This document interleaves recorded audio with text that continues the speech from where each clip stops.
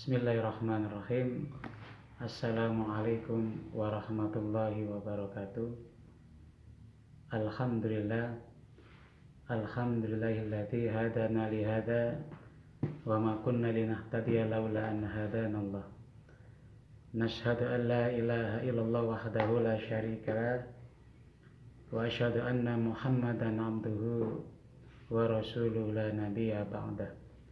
Allahumma salli wa sallim wa barik ala Muhammadin wa ala alihi wa sahbihi wa man tabi'ahu dah.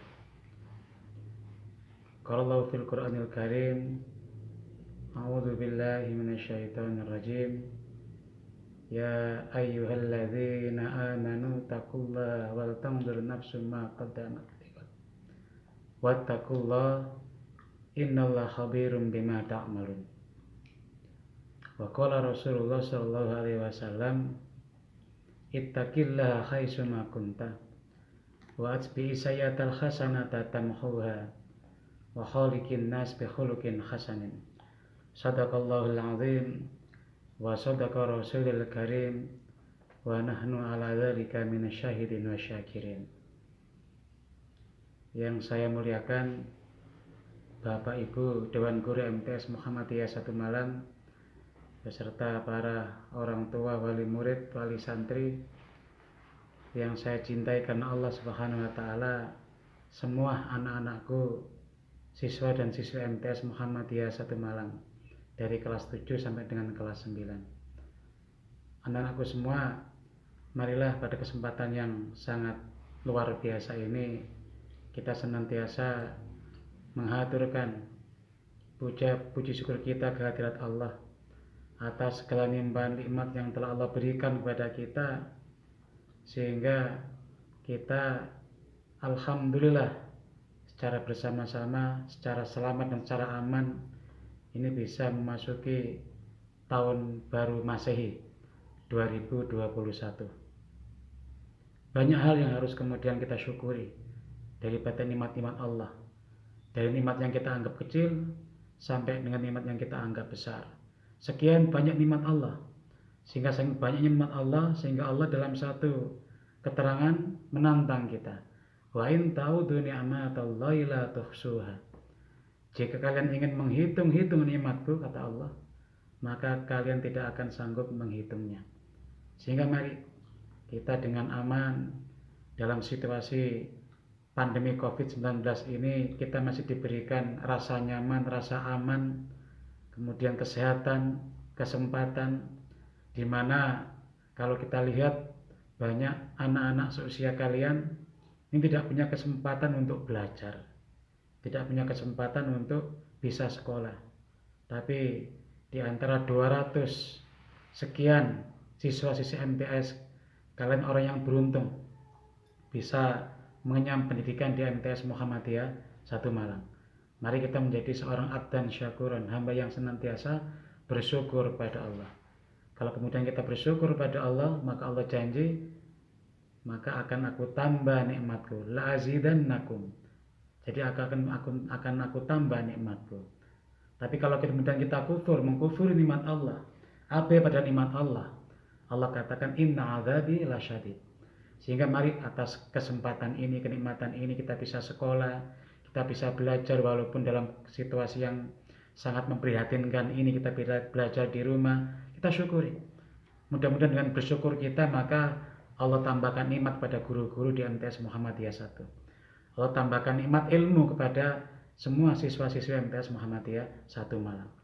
Selanjutnya, salawat beriring salam mudah-mudahan senantiasa terlimpahkan kepada junjungan kita, sang pembawa mau'izah, sang pencerah, Nabi besar Muhammad sallallahu alaihi wasallam beserta para sahabat, beserta keluarga beliau yang telah berjuang bersama-sama beliau, sehingga kita yang jauh dari negeri Arab, jauh dari peradaban Arab ini, kita masih bisa merasakan manisnya iman dan lezatnya Islam. Ini karena perjuangan daripada baginda Nabi dan para sahabat. Sehingga seyogyanya kita sebagai seorang muslim ini melanjutkan perjuangan Nabi. Nabi memang tidak diutus lagi oleh Allah, tapi tugas-tugas kenabian, tugas-tugas mencerahkan, Tugas-tugas membuat umat ini bisa pintar, mencerdaskan adalah tugas kita semua. Tugas para dai, tugas para guru, khususnya wabil khusus guru-guru di MTS Muhammadiyah Satu Malang. Termasuk juga tugas kalian semua sebagai siswa-siswa MTS Muhammadiyah Satu Malang. Mari kita mencerdaskan diri kita dengan kita cerdaskan orang lain. Tanggung jawab kita sebagai umat Nabi Sallallahu Alaihi Wasallam. Anak-anakku sayang yang dirahmati Allah Subhanahu Wa Taala dan yang saya cintai, tadi saya sampaikan alhamdulillah kita bisa masuk di tahun baru Masehi 2021. Jadi ini satu kenikmatan yang luar biasa yang harus kita syukuri. Ada satu ayat yang Allah katakan, Allah firmankan dalam Al-Quran di surat Al-Hasyr ayat 18. Ini Allah menyampaikan, A'udzubillahi minasyaitonirrajim. Ya ayyuhalladzina amanu taqullaha wal tanzur nafsum ma qaddamat lighad. Wattaqullaha innallaha khabirum bima ta'malun. Jadi Allah menyeru kepada hamba-hambanya yang beriman. Apa seruan Allah? Wahai orang-orang yang beriman, bertakwalah kepada Allah. Jadi Allah mengajak semua hambanya untuk bertakwa. Dan hendaklah, ada satu perintah yang luar biasa, dan hendaklah setiap diri, setiap jiwa memperhatikan dengan teliti. Jadi kita melakukan proses-proses muhasabah. Apa yang telah kita lakukan tahun kemarin, apa yang telah kita dapatkan tahun kemarin, apa yang telah kita perbuat tahun kemarin, untuk kemudian kita teliti dengan sempurna. Kita perhatikan apa yang telah diperbuatnya hari kemarin, untuk kemudian kita siapkan untuk hari esok, untuk hari akhirat nanti. Dan bertakwalah kepada Allah. Sesungguhnya Allah Maha mengetahui apa yang kamu kerjakan. Jadi secara tegas Allah memerintahkan kita sebagai pribadi muslim, apalagi ini momentum tahun baru, ya, momentum tahun baru Masehi ini kita jadikan sebagai momentum perubahan kita. Kita mengevaluasi amal-amal kita. Kita mengevaluasi segala perbuatan kita. Yang guru-guru, ini terutama wabil khusus guru-guru di MTS, ini sudahkah kemudian sudah berbuat baik, berbuat ihsan pada siswa? Sudahkah kemudian melakukan kewajiban-kewajiban dengan sempurna kepada lembaga, memberikan pembelajaran yang baik kepada siswa? Jangan kemudian hanya sekedar melaksanakan tugas saja, yang penting datang, ngajar, selesai pulang. Bukan itu sebenarnya. Karena memang guru punya satu tugas amanah yang luar biasa. Karena guru tidak hanya sekedar mentransfer pengetahuan, tidak hanya sekedar transfer of knowledge, tapi seorang guru lebih daripada itu adalah transfer of value, mentransfer nilai, menyalurkan akhlak, menerangi anak-anak kita dengan akhlak yang sempurna. Bagaimana kemudian Rasul memberikan pengajaran pada kita untuk memberikan akhlak yang sempurna, memberikan pengajaran yang sempurna dengan akhlak yang baik. Demikian juga para siswa di MTS Muhammadiyah Satu Malang.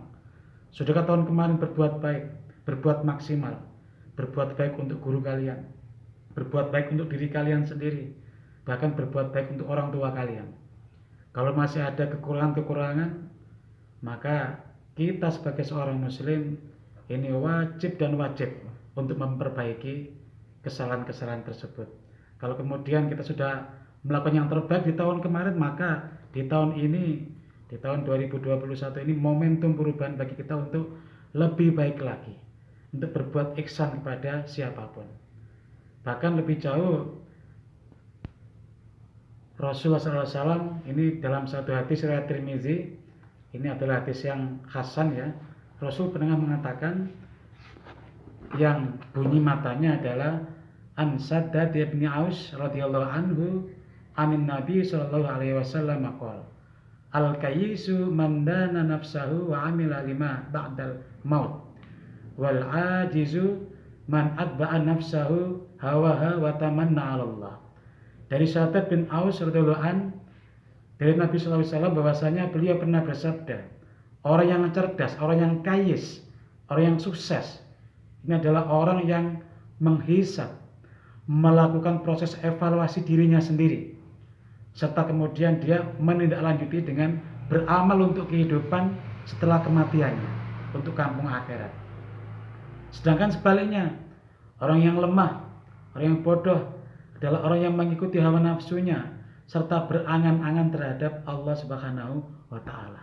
Jadi orang yang lemah, orang yang lemah sekali, orang yang pikirannya lemah itu orang yang hanya berharap saja, tidak mau beramal. Jadi satu perintah dari Allah kemudian diperjelas oleh Nabi SAW. Orang yang cerdas adalah orang yang senantiasa menghisap dirinya, mengevaluasi dirinya, sehingga dia melakukan proses-proses perbaikan dalam kehidupannya. Lebih jauh lagi kemudian Sayyidina Umar ini telah memberikan satu keterangan kepada kita dalam kata-kata beliau yang sangat masyhur gitu ya. Jadi beliau pernah mengatakan, hasibu anfusakum qabla an tuhasabu wa tazayyanu lil ardi al akbari wa innama yahiful hisab yaumal qiyamah ala man hasaba nafsahu fid dunya. Jadi Sayyidina Umar berpesan, khalifah kedua ini berpesan pada kita semua umat muslim, bahkan sampai akhir zaman, hisablah, introspeksilah diri kalian sebelum kalian dihisab, dan berias dirilah kalian untuk menghadapi penyingkapan yang besar pada yaumul hisab nanti. Sesungguhnya hisab pada hari kiamat akan menjadi ringan hanya bagi orang-orang yang selalu menghisab dirinya saat hidup di dunia. Sehingga dari satu keterangan Allah tadi kemudian diperkuat dengan hadis Nabi Muhammad SAW, kemudian ada satu qaul dari Sayyidina Umar bin Khattab. Ini berarti kita senantiasa harus melakukan proses-proses muhasabah, harus melakukan proses-proses introspeksi diri. Jangan sampai kemudian hari kemarin ini lebih baik daripada hari ini, berarti orang yang celaka. Atau hari yang kemarin sama dengan hari ini orang yang rugi. Maka kemudian harapannya kita adalah hari ini adalah lebih baik daripada hari kemarin. Kita setting, kita buat planning yang bagus, kita buat capaian-capaian yang bagus.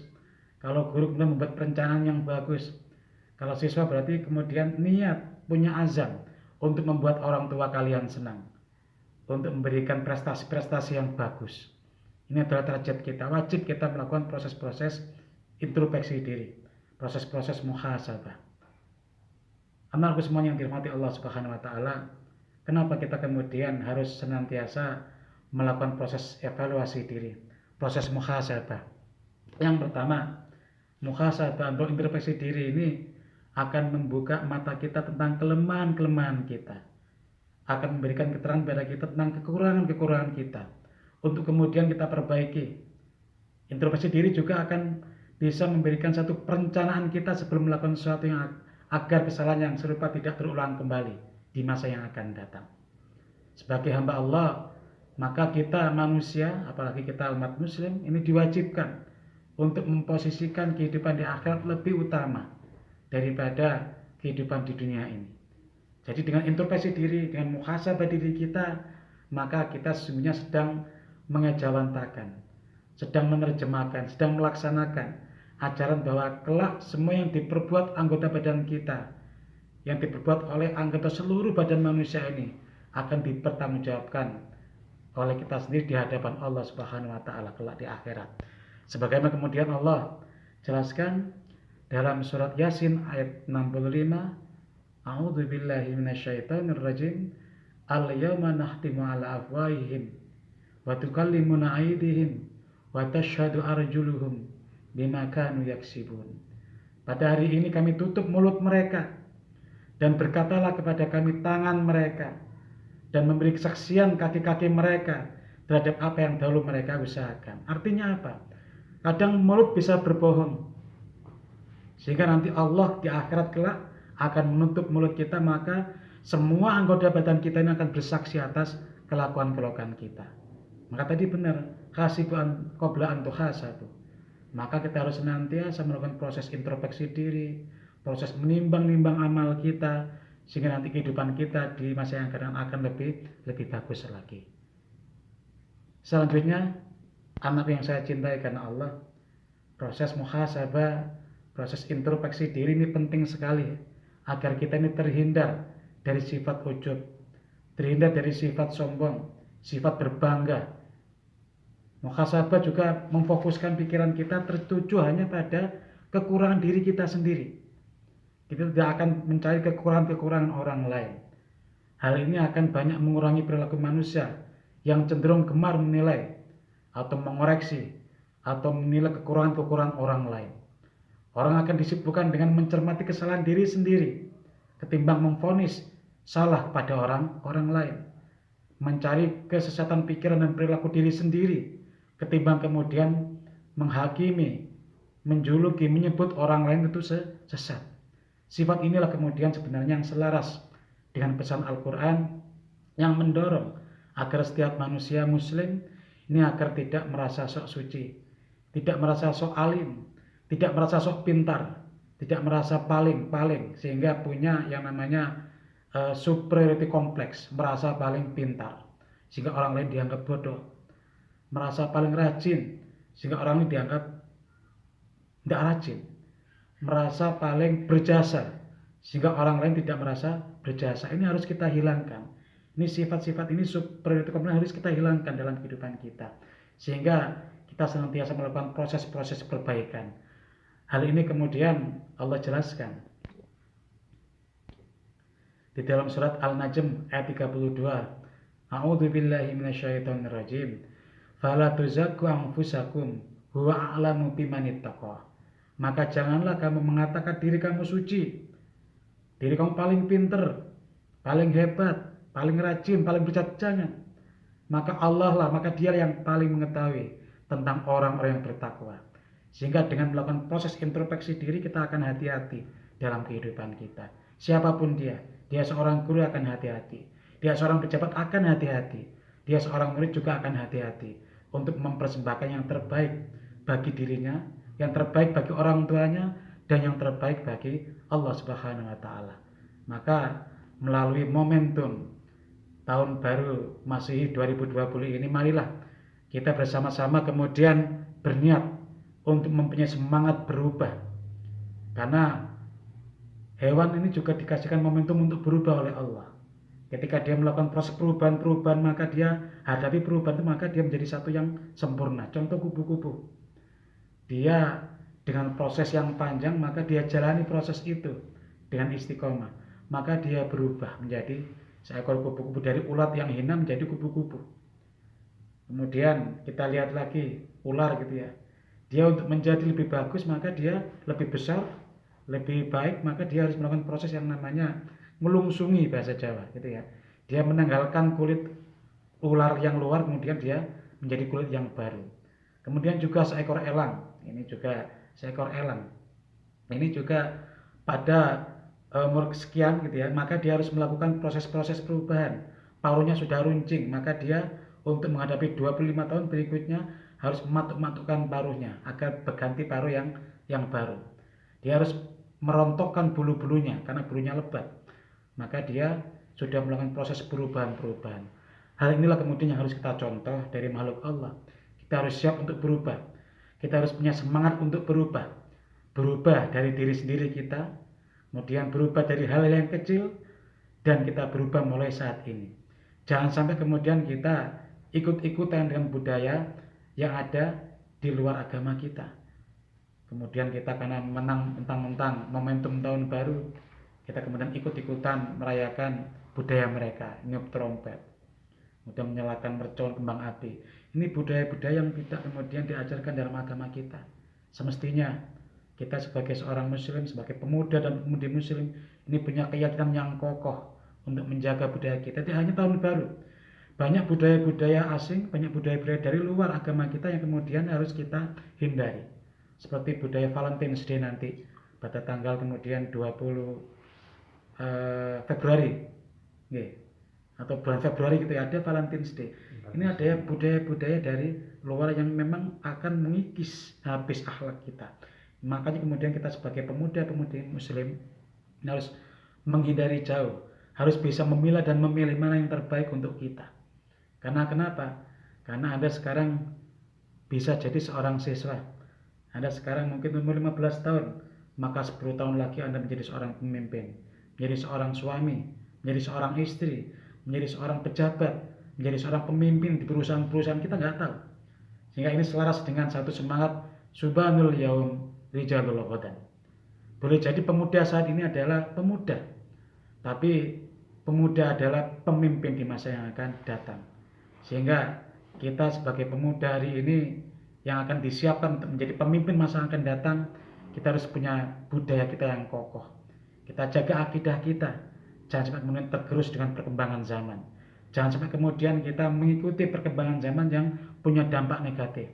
Sehingga mari semua, saya juga menghimbau kepada murid-murid saya semuanya di MTS Muhammadiyah Malik, kita punya budaya peduli pada lingkungan kita.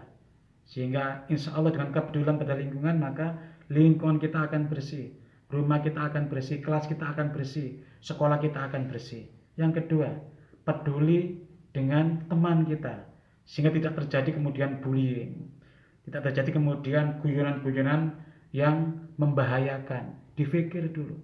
Kemudian budaya peduli pada guru, sehingga ketika guru menjelaskan di kelas, kalian memperhatikan, maka ada sumbangsi, ada sinergi, ada ilmu yang ditransferkan ke kalian, kalian bisa menerima dengan baik. Dan yang terakhir adalah tentu saja peduli dengan orang tua, karena bagaimana juga orang tua adalah orang yang paling berjasa dalam kehidupan kita. Beliau-beliaulah yang menyekolahkan kita dari kecil sampai dewasa ini, ya sampai besar ini, karena jasa beliau.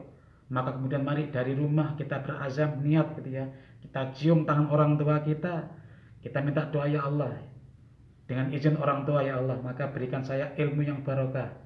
Pak, Bu, doakan saya supaya dapat ilmu yang barokah. Ini harus kita lakukan supaya ada kedekatan yang baik antara anak dengan orang tua, antara orang tua anak dengan guru, sehingga saling bersinergi, sehingga pembelajaran pendidikan ini akan berjalan dengan lancar. Kemudian mari yang kedua, kita juga bangun budaya disiplin, karena disiplin ini adalah satu sikap yang bisa insya Allah menyelamatkan kita di masa pandemi ini. Jadi dengan disiplin kita menggunakan masker ketika berkerumun, kemudian disiplin kita bercuci tangan ketika dari luar, disiplin kita ketika pulang dari rumah kemudian ganti baju, ini adalah budaya disiplin yang harus kita tumbuhkan dalam kehidupan kita. Dan yang terakhir adalah mari kemudian kita munculkan budaya tanggung jawab, sehingga tiap-tiap kita adalah pemimpin dan tiap-tiap kita pasti akan ditanya oleh Allah terhadap kepemimpinan kita. Entah kalian seorang siswa, entah seorang guru, entah seorang kepala sekolah, seorang bapak, seorang ibu, pasti akan ditanya oleh Allah terhadap apa yang pernah ia pimpin. Sehingga mari momentum tahun baru ini, tahun baru masih 2021 ini, kita jadikan sebagai momentum perubahan. Insya Allah dengan kita berubah, maka insya Allah kita akan bisa merubah keadaan, insya Allah. Mungkin itu yang bisa saya sampaikan, mudah-mudahan bisa bermanfaat buat semuanya. Saya akhiri, nun wal qalami wa ma yasturun, billahi fi sabilil haq fastabiqul khairat. Wassalamualaikum warahmatullahi wabarakatuh.